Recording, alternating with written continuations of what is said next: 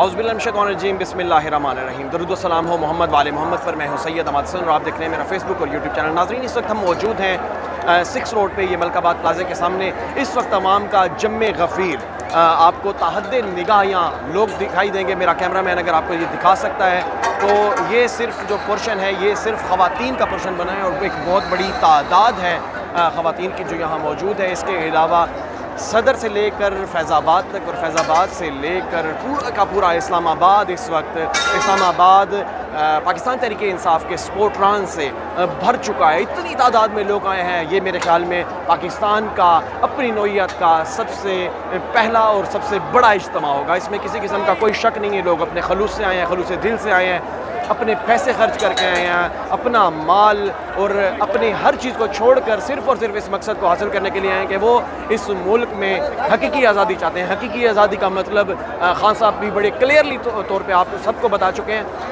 مزید میں آپ کو یہ بتاتا ہوں کہ حقیقی آزادی یہ ہے کہ ہم کسی کی بھی غلامی نہیں کرنا چاہتے, نہ ہی کسی سیاستدان کی, نہ ہی کسی ادارے کی. وہ کہتے ہیں کہ ہر کوئی سیاستدان ہے, پارلیمان ہے, اسٹیبلشمنٹ ہے, جوڈیشل ہے, ہر کوئی اپنے دائرہ کار میں رہتے ہوئے وہ کام کرے, اس پاکستان کو مضبوط کرنے کی کوشش کرے, نہ کہ اس طریقے کے اقدامات کرے کہ ایک دوسرے پہ مسلط ہو جائیں یا اس طریقے سے کام کریں کہ ہمارے عوام کو, ہماری قوم کو, ہمارے لوگوں کو کسی قسم کی مشکل برداشت کرنی پڑے.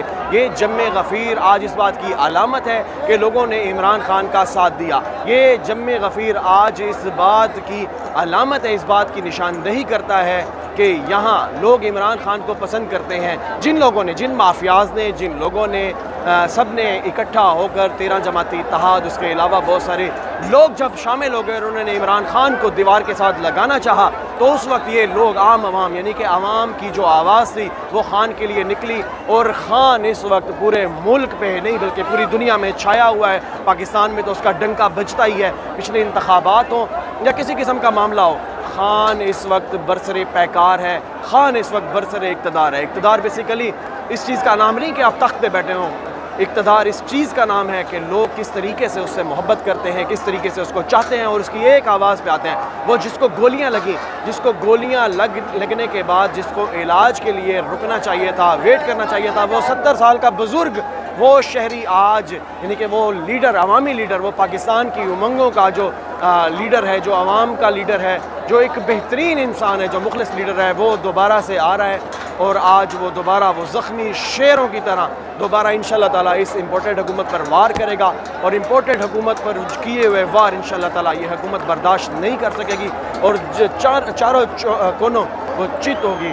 اور انشاءاللہ تعالیٰ جلد سے جلد انتخابات کا اعلان ہوگا, عام انتخابات کا اعلان ہوگا.